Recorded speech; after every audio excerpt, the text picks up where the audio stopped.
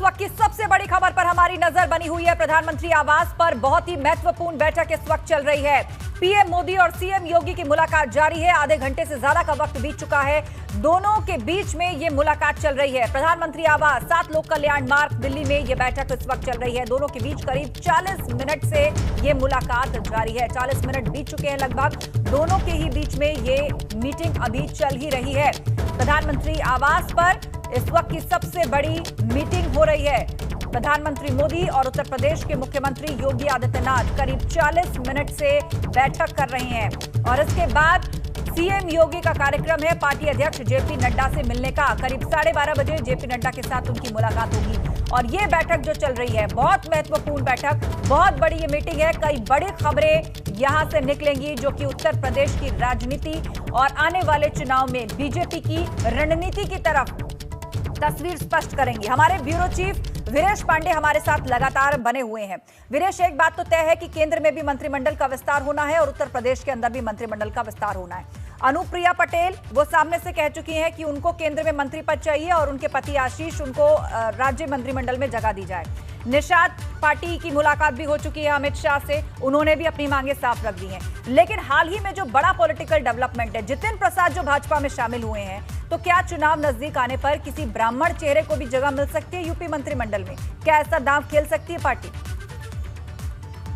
देखिए, ब्राह्मण चेहरे की जहां तक बात आप कर रही हैं, ब्राह्मण चेहरे के तौर पर दिनेश शर्मा जो डिप्टी सीएम हैं उन्हें बनाया गया था। तो एक सवाल ये भी खड़ा होता है, जितिन प्रसाद के रूप में जो ब्राह्मण फेस भारतीय जनता पार्टी अपने यहां लेकर आई है, तो क्या डिप्टी सीएम जैसा पद, ये मुख्यमंत्री तो प्रदेश में केवल एक हो सकता है, लेकिन जब डिप्टी सीएम का पद गठित किया गया तो एक पिछड़ा और एक ब्राह्मण को बनाया गया। तो क्या दिनेश शर्मा ब्राह्मण की वो जो पूर्ति कर सकती थी पार्टी, उसको नहीं कर पाए क्या? अगर जितिन प्रसाद के इस समावेश को इस रूप में देखा जाए कि ब्राह्मण फेस आया, ब्राह्मण फेस आया, ब्राह्मण फेस आया, जितिन प्रसाद आए, जितिन प्रसाद आए, तो जितिन प्रसाद आए तो ये सवाल भी खड़ा होता है, एक बहुत सहज सवाल है, क्या दिनेश शर्मा ब्राह्मणों के लिए उतने कारगर नहीं रहे क्या? जितिन प्रसाद की जरूरत पड़ी, वो भी आयात करना पड़ा, यानी दूसरी पार्टी से ब्राह्मण फेस को आयात भारतीय जनता पार्टी को अपनी पार्टी के अंदर करना पड़ा। रही बात जितिन प्रसाद के मंत्रिमंडल में शामिल होने के, तो सोर्सेज से खबर है कि उन्हें एमएलसी बनाया जाएगा और योगी मंत्रिमंडल में उन्हें शामिल किया जा सकता है, यानी जितिन प्रसाद शामिल होंगे। लेकिन सवाल यह है कि किस तरह के ब्राह्मण फेस पर भारतीय जनता पार्टी दांव लगा रही है। जितिन प्रसाद जो एसआरसीसी से, इस देश की सबसे बड़ी जो कॉमर्स की पढ़ाई और सबसे प्रतिष्ठित संस्था है, Shri Ram college of commerce से बीकॉम है, दून स्कूल से पढ़े हुए हैं, एमबीए हैं, यानी भारतीय जनता पार्टी को प्रोग्रेसिव ब्राह्मण चाहिए। लेकिन दिनेश शर्मा भी लखनऊ यूनिवर्सिटी में प्रोफेसर हैं, ब्राह्मण फेस हैं, पार्टी के राष्ट्रीय उपाध्यक्ष रहे, गुजरात जैसे प्रदेश के प्रभारी थे जिसके मुख्यमंत्री नरेंद्र मोदी थे, अमित शाह थे, उसके प्रभारी दिनेश शर्मा प्रभारी के तौर पर थे, राष्ट्रीय उपाध्यक्ष रहे, युवा मोर्चा के प्रदेश अध्यक्ष रहे, संगठन में रहे, लखनऊ के 2-2, 3-3 बार मेयर रहे, माने ब्राह्मण फेस तो वो हैं। डिप्टी सीएम जैसे पद से उनको नवाजा गया, तो किस तरह के ब्राह्मण फेस की जरूरत भारतीय जनता पार्टी को है? क्या एसआरसीसी, दून कॉलेज जो कांग्रेस कल्चर की राजनीति थी, जो बहुत हाई एलिट क्लास की राजनीति थी, क्या भारतीय जनता पार्टी उस तरफ अग्रसर है क्या?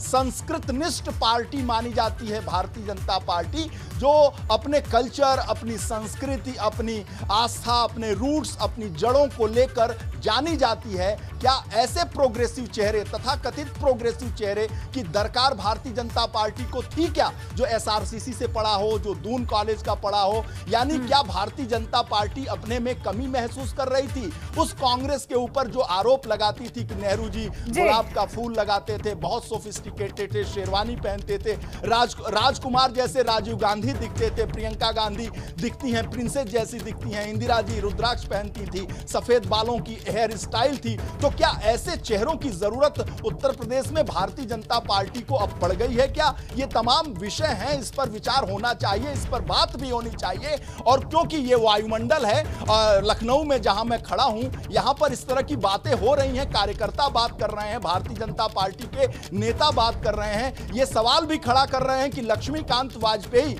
जो भारतीय जनता पार्टी के प्रदेश अध्यक्ष रहे, आज बियाबान में पड़े हुए हैं। लक्ष्मीकांत वाजपेयी एक बहुत ही कर्मठ कार्यकर्ता, कर्मठ नेता के तौर पर भारतीय जनता पार्टी में अरसे से जाने गए। और मैं आपको एक बात बताऊं, लगभग 4 साल से देख रहा हूं, एक भी कार्यकर्ता ऐसा नहीं होगा, एक ऐसा नेता नहीं होगा, एक ऐसा व्यक्ति नहीं होगा जो लक्ष्मीकांत वाजपेयी की खिलाफत करता हो, एक भी लूज टॉक करता हो। देखिए, हमारे भी कोई विरोधी हो सकते हैं, हम आपके भी विरोधी हो सकते हैं, और आपके लिए भी कोई खराब लूज टॉक कर सकता है, मेरे लिए भी लूज टॉक कर सकता है। लेकिन राजनीति में, सामाजिक जीवन में रहकर भी अपने को इस कदर, अटल जी के साथ ये बात थी कि अटल जी के खिलाफ कोई लूज टॉक विरोधी भी नहीं करता था। मैं आपको बताऊं कि 4 साल में मैंने लक्ष्मीकांत वाजपेयी के खिलाफ एक भी लूज टॉक करते हुए पक्ष विपक्ष के किसी नेता को, कार्यकर्ता को नहीं देखा है। लक्ष्मीकांत वाजपेयी को लेकर गजब की आस्था है,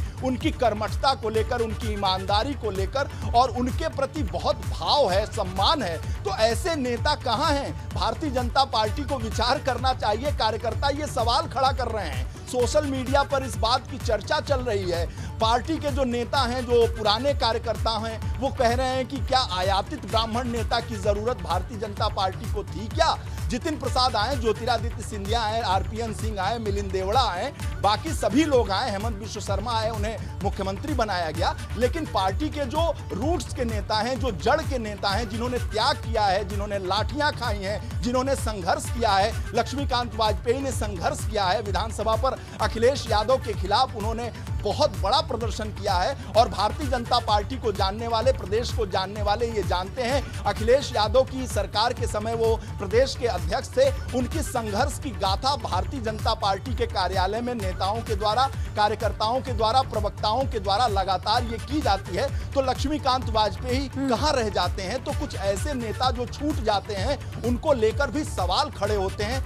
जितिन प्रसाद का स्वागत है, पार्टी में आए, पार्टी के लोग स्वागत कर रहे हैं, लेकिन सवाल ये खड़ा होता है कि किस कदर ब्राह्मण फेस की जरूरत भारतीय जनता पार्टी को पड़ी है। अगर लखनऊ यूनिवर्सिटी का प्रोफेसर दिनेश शर्मा प्रोग्रेसिव नहीं माना जाएगा, तो किस रूप में और कौन सा प्रोग्रेस होता है? क्या विदेश में रहकर पढ़ने वाला ही ज्यादा प्रोग्रेसिव कुल मिलाकर उनका रोल क्या पार्टी में रहने वाला है, और किस तरह का फायदा किस चेहरे और उसके प्रोफाइल के साथ पार्टी देख रही है, ये बहुत अहम है। आप हमारे साथ जुड़े रहिए, आपसे चर्चा जारी रहेगी।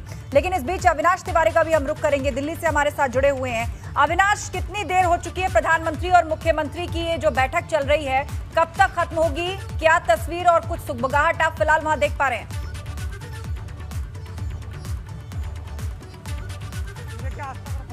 45 मिनट हो गए इस बैठक को चलते हुए, और बताया जा रहा है कि प्रधानमंत्री के साथ अभी भी उनकी बैठक जारी है और प्रधानमंत्री के साथ मुलाकात हो रही है, जिसमें तमाम सारी अपडेट जो है मुख्यमंत्री योगी आदित्यनाथ प्रधानमंत्री नरेंद्र मोदी को दे रहे हैं। और चाहे वो प्रदेश सरकार का काम हो या संगठन का काम हो, तमाम तरीके से लोगों से बातचीत हो रही है। प्रधानमंत्री को लगातार अपडेट दे रहे हैं और लगातार बातचीत अभी भी जारी है। तो बातचीत लगातार जारी है, लगभग 45 मिनट का वक्त बीत चुका है। दोनों ही नेता, प्रधानमंत्री और मुख्यमंत्री, इस वक्त बातचीत कर रहे हैं और आप उस जगह मौजूद है जहां से कई बड़ी खबरें अविनाश निकलने वाली हैं। आप नजर बनाकर रखिए। रुक एक बार फिर से करेंगे वीरेश पांडे का, हमारे ब्यूरो चीफ हमारे साथ जुड़े हुए हैं। वीरेश, जितिन प्रसाद पर चर्चा चल रही थी, ब्राह्मण चेहरे पर चर्चा चल रही थी, और जिस ब्राह्मण विरोधी होने का आरोप सरकार पर लगता है, इस तरह के नैरेटिव्स खड़े किए जाते हैं, तो क्या उसको काउंटर करने के लिए जितिन प्रसाद की बीजेपी में एंट्री हुई, इसको इस रूप में देखा जाना चाहिए, या फिर प्रियंका गांधी भी अपने यूपी मिशन को लेकर आगे बढ़ रही हैं? कांग्रेस भी उत्तर प्रदेश के अंदर दलित, मुस्लिम और ब्राह्मणों के गठजोड़ की राजनीति करती है और जितिन प्रसाद उसका अहम हिस्सा रहे हैं। तो क्या कांग्रेस से उनको अलग करना कहीं ना कहीं ये बीजेपी के फायदे में जाएगा? इसका फायदा बीजेपी को मिलेगा? देखिए आस्था, इसकी व्याख्या मैं इस कदर करता हूं कि अगर आपको कोई रण जीतना है, कोई समर जीतना है, कोई विजय प्राप्त करनी है, तो विरोधी के मन स्थिति से खेलना पड़ता है आपको, और वही खेल कर रही है भारतीय जनता पार्टी। यानी ज्योतिरादित्य सिंधिया जो दायां हाथ बनकर आए प्रियंका गांधी की, उनसे छीन लो। जितिन प्रसाद जो बंगाल के प्रभारी बनाए गए, उनको तोड़ लो।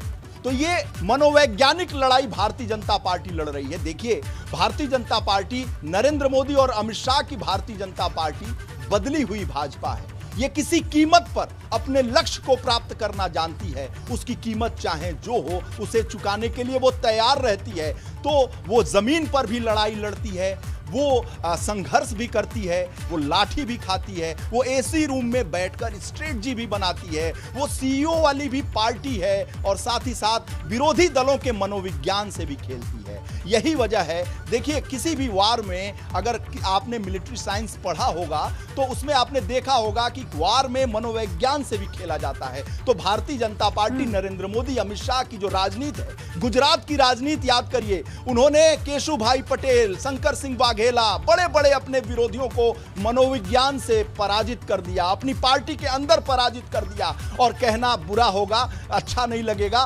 पार्टी के शीर्षस्थ नेता दो अभी पार्टी के अंदर हैं, मुरली मनोहर जोशी और लाल कृष्ण आडवाणी।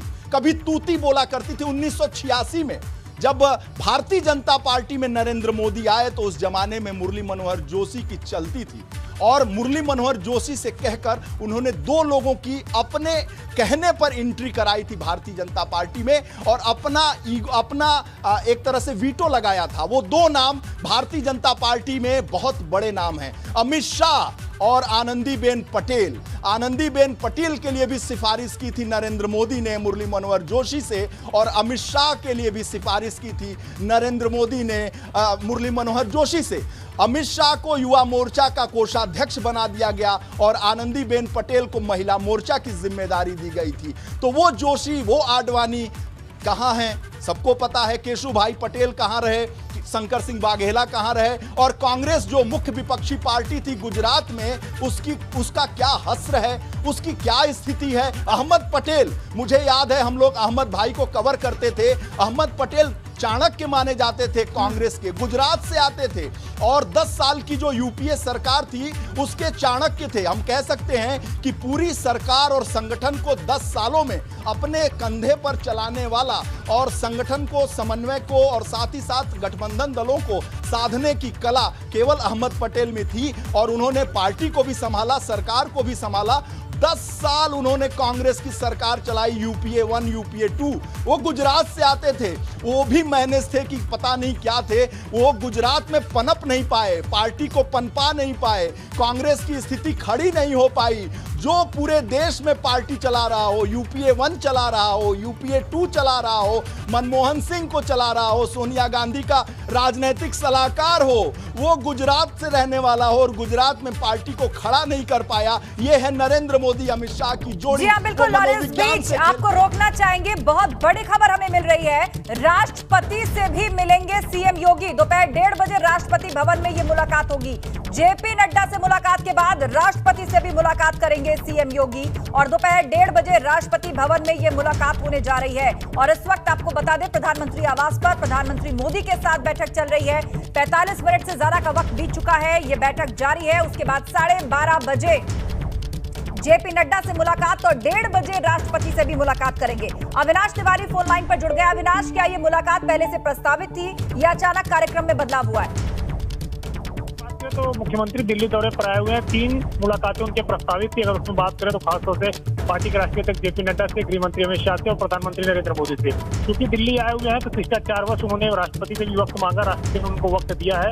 1:30 बजे करीब वो मुलाकात करेंगे राष्ट्रपति रामनाथ कोविंद से। ये शिष्टाचार मुलाकात रहेगी पूरी तरीके से, क्योंकि जिस तरीके से कोरोना का एक दौर गुजरा, पिछले 4-5 महीनों से मुख्यमंत्री दिल्ली नहीं आए हुए थे, तो राष्ट्रपति से जो शिष्टाचार मुलाकात करेंगे उनसे भी बातचीत करेंगे। जी हाँ, तो शिष्टाचार मुलाकात इसको कहा जा रहा है। दोपहर 1:30 बजे राष्ट्रपति भवन में यह मुलाकात होगी। आप नजर बनाए रखिए। जानकारी के लिए शुक्रिया अविनाश आपका। तो जेपी नड्डा से मुलाकात के बाद सीएम योगी राष्ट्रपति भवन जाएंगे और यहां पर मुलाकात करेंगे राष्ट्रपति रामनाथ कोविंद से। और कहा जा रहा है कि कोरोना काल के बाद ये एक शिष्टाचार मुलाकात है। वो दिल्ली आए हैं और राष्ट्रपति से मुलाकात करने के लिए जाएंगे। बहरहाल इन सभी मुलाकातों पर हमारी नजर बनी रहेगी। हमारे ब्यूरो चीफ वीरेश पांडे हमारे साथ जुड़े। बहुत शुक्रिया वीरेश, आपका भी। आप स्थिति पर नजर बनाए रखिए, आगे भी हम आपके पास चर्चा के लिए लौटेंगे। लगातार इस वक्त की अहम खबर पर हमारी नजर बनी हुई है, जहां पीएम आवास पर सबसे बड़ी मुलाकात जारी है प्रधानमंत्री मोदी और सीएम योगी के बीच में। लेकिन इस बीच एक बड़ी खबर यह भी कि आज राष्ट्रपति रामनाथ कोविंद से भी सीएम योगी मुलाकात करेंगे।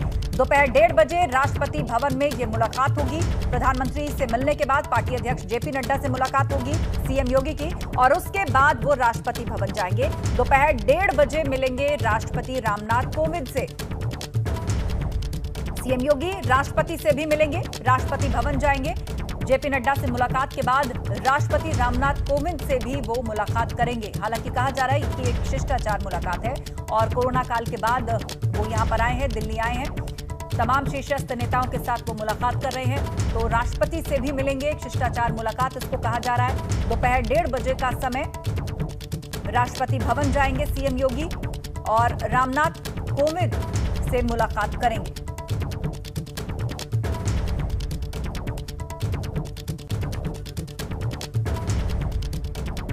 तो करीब 50 मिनट से बैठक जारी है सीएम योगी और प्रधानमंत्री मोदी के बीच में। पीएम आवास पर तमाम मुद्दों पर चर्चा की जा रही है, सरकार, संगठन और मंत्रिमंडल विस्तार को लेकर। इसके अलावा इलेक्शन मोड में बीजेपी जा रही है। आने वाले चुनाव में क्या रणनीति, किस रणनीति के साथ उतरेगी, उसके भी संकेत लगभग साफ हो जाएंगे।